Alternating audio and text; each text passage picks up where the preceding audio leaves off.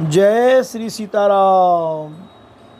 कल हमने पढ़ा पुष्प वाटिका में सीता जी मृग पक्षी और वृक्षों को देखने के बहाने बार बार घूम जाती हैं और श्री राम जी की छवि देख देख कर उनका प्रेम कम नहीं बढ़ रहा है, अर्थात बहुत ही बढ़ता जाता है। आगे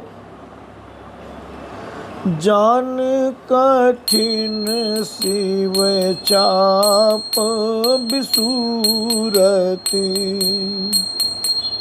चली राखी और श्यामल मूरति प्रभु जब जात जान की जानी सुख स्नेह शोभा गुण खानी। शिव जी के धनुष को कठोर जानकर वे मन में विलाप करती हुई हृदय में श्री राम जी की सांवली मूर्ति को रखकर चली। शिव जी के धनुष की कठोरता का स्मरण आने से उन्हें चिंता होती थी कि ये सुकुमार रघुनाथ जी उसे कैसे तोड़ेंगे। पिता की प्रण की स्मृति से उनके हृदय में एक क्षोभ था ही, इसलिए मन में विलाप करने लगी। प्रेमवश ऐश्वर्य की विस्मृति हो जाने पर ही ऐसा हुआ। फिर भगवान के बल का स्मरण आते ही वे हर्षित हो गईं और सांवली छवि को हृदय में धारण करके चली। प्रभु श्री राम जी ने जब सुख स्नेह और शोभा और गुणों की खान श्री जानकी जी को जाती हुई जाना, परम प्रेममय मृदु मसिकीनी चारु चित्त भीति लिख लीनी गई भवानी भवन बहोरी बंदी चरण बोली कर जोरी। राम तब परम प्रेम की कोमल स्याही बनाकर उनके स्वरूप को अपने सुंदर चित्तरूपी भित्ति पर चित्रित कर लिया। सीता जी पुनः भवानी जी के मंदिर में गईं और उनके चरणों की वंदना करके हाथ जोड़कर बोली, राम जय जय गिरिवर राज किशोरी जय महेश मुख चंद चकोरी जय गज बदन सड़ानन माता जगत जननी दामिनी दुति गाता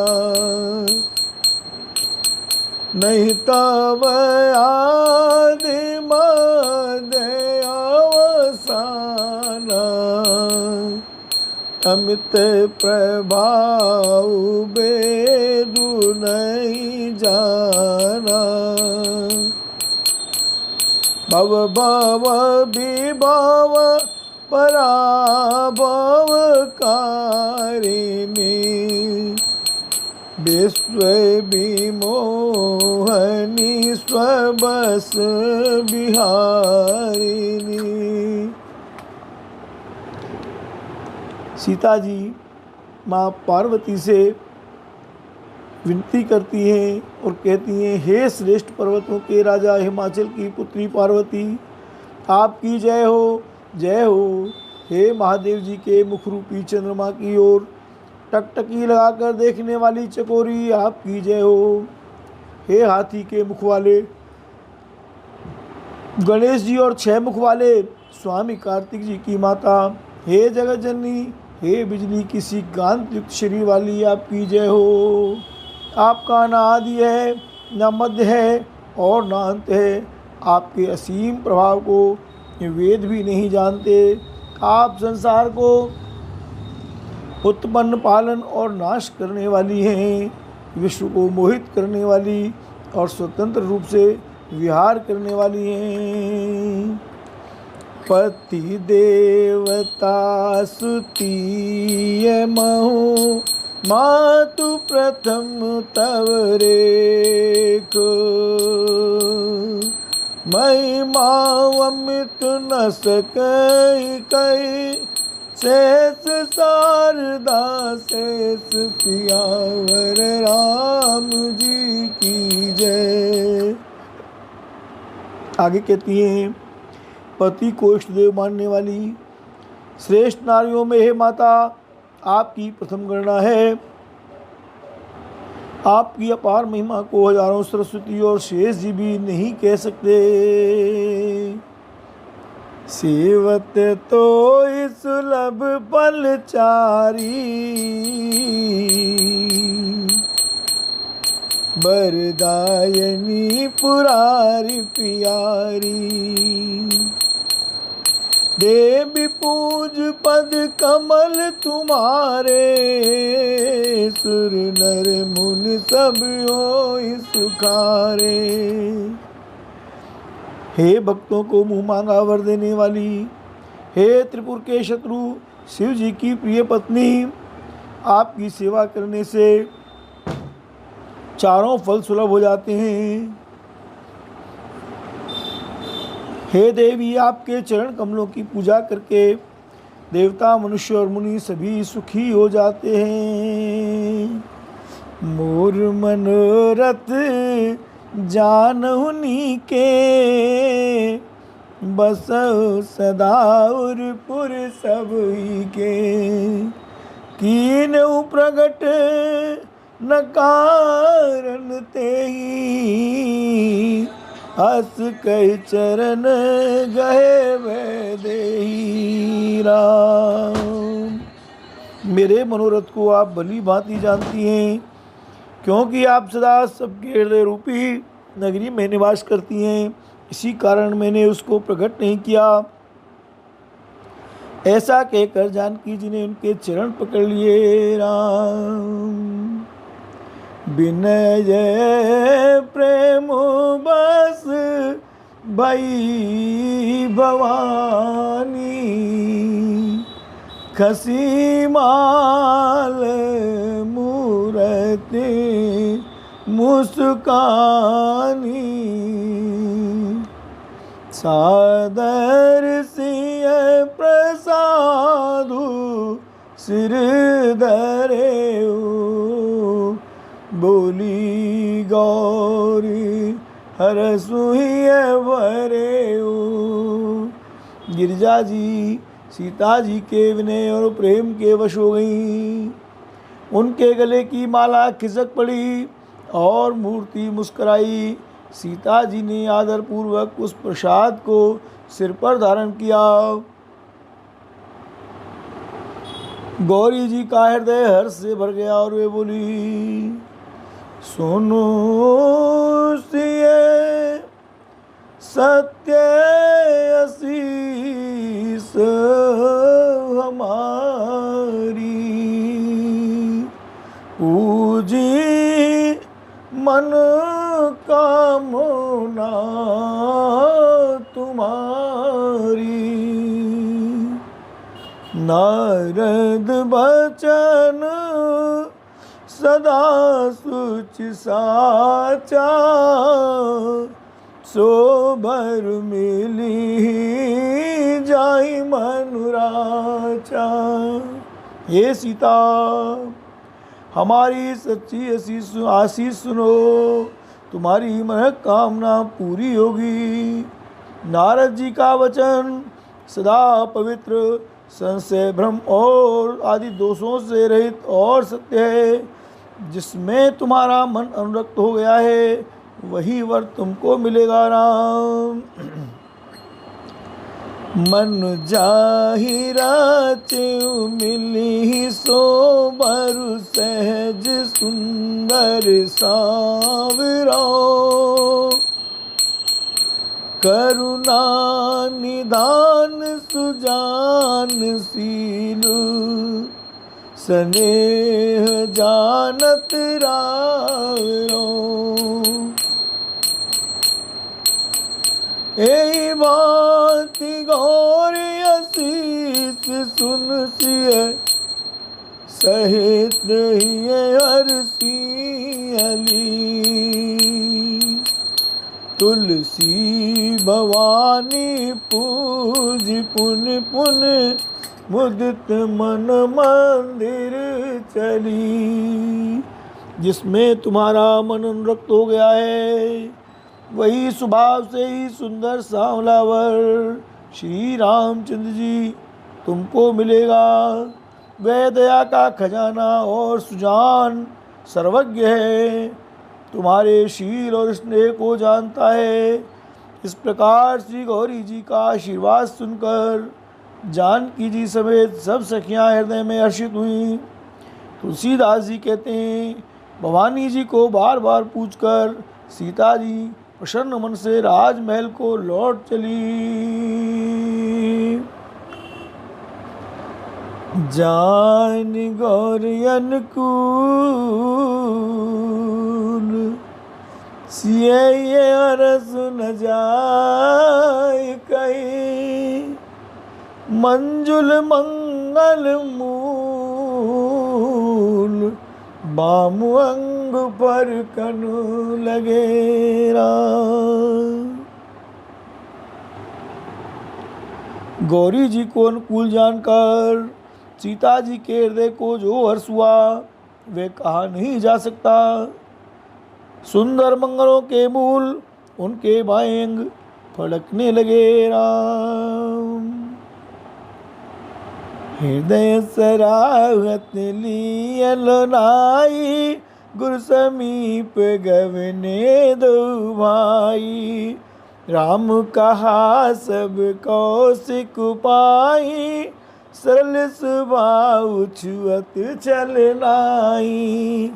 सुमन पाई मुनि पूजा कीनी पुण्य शीस दुबाइन दीनी। सुफल मनोरथ हो तुम्हारे राम लखन सुनि भय सुखारे। हृदय में सीता जी के सौंदर्य की सराहना करते हुए दोनों भाई गुरु जी के पास गए। श्री रामचंद्र जी ने विश्वामित्र जी से सब कुछ कह दिया, क्योंकि उनका सरल स्वभाव है, छल तो उसे छूता भी नहीं है। फूल पाकर मुनि ने पूजा की, फिर दोनों भाइयों को आशीर्वाद दिया कि तुम्हारे मनोरथ सफल हों। यह सुनकर श्री राम लक्ष्मण सुखी हुए। करि भोजन मुनि बर विज्ञानी लगे कहन कछु कथा पुरानी। विगत दिवस गुरु आयस पाई संध्या करन चले दो भाई। प्राची दिस शशि उयउ सुहावा चिय मुख सरिस देख सुख पावा। बहुर विचार कीन मन माही सिय बदन समहिम कर नाही। जन्म सिंधु पुण्य बंधु विषु दिन मलिन सकलंक। सिय मुख समता पाव किमि चंदु बाप रो रंक। सियावर राम जय जय राम। श्रेष्ठ विज्ञानी मुनि विश्वामित्र जी भोजन करके कुछ प्राचीन कथाएं कहने लगे। इतने में दिन बीत गया और गुरु की आज्ञा पाकर दोनों भाई संध्या करने चले। उधर पूर्व दिशा में सुंदर चंद्रमा उदय हुआ। श्री रामचंद्र जी ने उसे सीता के मुख के समान देखकर सुख पाया। फिर मन में विचार किया कि ये चंद्रमा सीता जी के मुख के समान नहीं है। खारे समुद्र में तो इसका जन्म, फिर उसी समुद्र से उत्पन्न होने के कारण विष इसका भाई। दिन में यह मलिन शोभाहीन निस्तेज रहता है और कलंकी काले दाग से युक्त है। बेचारा गरीब चंद्रमा सीता जी के मुख की बराबरी कैसे पा सकता है। घटई बढ़ई बिरिन दुखदाई, ग्रसई राहु निज संधि पाई। कोक शोक प्रद पंकज द्रोही, अवगुण बहुत चंद्रमा तोही। फिर यह घटता बढ़ता है और गृहिणी स्त्रियों को दुख देने वाला है। राहु अपनी संधि में पाकर इसे ग्रस लेता है। चकवे को चकवी के वियोग का शोक देने वाला और कमल का वैरी उसे मुरझा देने वाला है। चंद्रमा, हे चंद्रमा, तुझ में बहुत से गुण हैं जो सीता जी में नहीं है। राम बैदेही मुख पट तर दीन, होय दोष बड़ अनुचित कीन। सिय मुख छवि बिदु ब्याज बखानी, गुरु पै चले निशा बड़ जानी।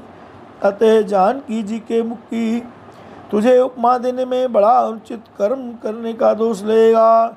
इस प्रकार चंद्रमा के बहाने सीता जी के मुख की छवि का वर्णन करके बड़ी रात हो गई। जान वे गुरु जी के पास चले।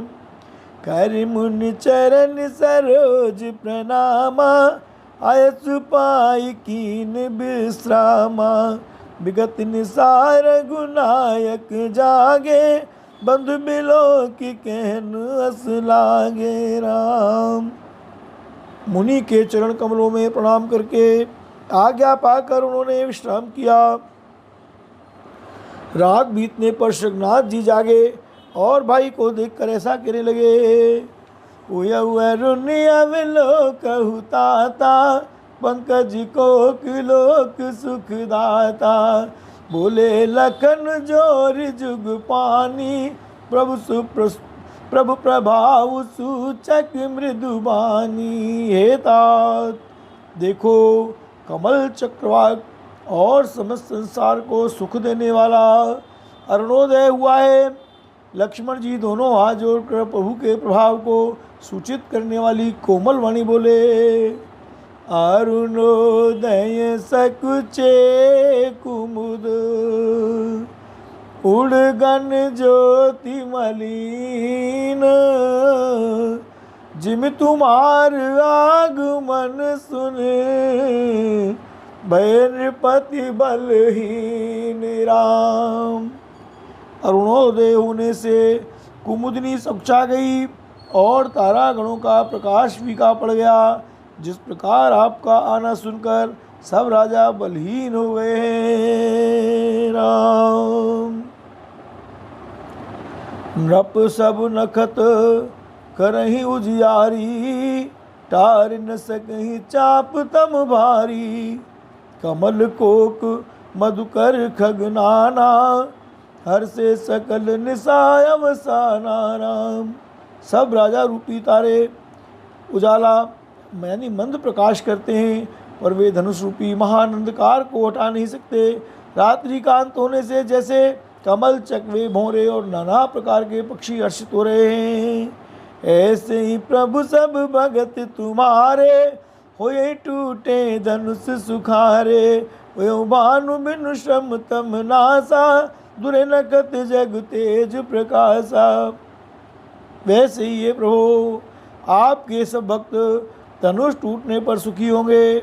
सूर्य उदय हुआ, बिना ही परिश्रम अंधकार नष्ट हो गया, तारे छिप गए, संसार में तेज का प्रकाश हो गया। रवि निज उदय ब्याज रघुराया, प्रताप सब नपन दिखाया। तबुज बल महिमा उद्घाटी, प्रगटी धनु विघटन परिपाटी। हे रघुनाथ जी, सूर्य ने अपने उदय के बहाने सब राजाओं को आपका प्रताप दिखलाया है। आपकी भुजाओं के बल की महिमा को उद्घाटित करने, खोलकर दिखाने के लिए ही धनुष तोड़ने की यह पद्धति प्रकट हुई है। राम बंधु बचन सुन प्रभु मुस्काने, होय सुच सहज पुनीत नहाने। नित्य क्रिया करि गुरु पहि आए, चरण सरोज सुभग सिर नाए। भाई के वचन सुनकर प्रभु मुस्कुराए। फिर स्वभाव से ही पवित्र श्री राम जी ने शौच से निवृत्त होकर स्नान किया और नित्य कर्म करके वे गुरु जी के पास आए। आकर उन्होंने गुरु जी के सुंदर चरण कमलों में सिर नवाया। राम सतानंद तब जनक बोलाए रामा, रम कौशिक मुनि पहि तुरत पठाए रामा। रम जनक विनय तिन आई सुनाई रामा, रम हर्षे बोल लिए दो भाई रामा। तब जनक जी ने शतानंद जी को बुलाया और उन्हें तुरंत ही विश्वामित्र मुनि के पास भेजा। उन्होंने जाकर जनक जी की विनती सुनाई। विश्वामित्र जी ने हर्षित होकर दोनों भाइयों को बुलाया। सतानंद पद बंद प्रभु बैठे गुरु पई जाय, चलहु तात मुनि के तब पठवा जनक बुलाय राम। शतानंद जी के चरणों की वंदना करके प्रभु श्री रामचंद्र जी गुरु जी के पास जा बैठे। तब मुनि ने कहा, हे तात चलो, जनक जी ने बुला भेजा है। बोलो भक्तवत्सल भगवान की जय।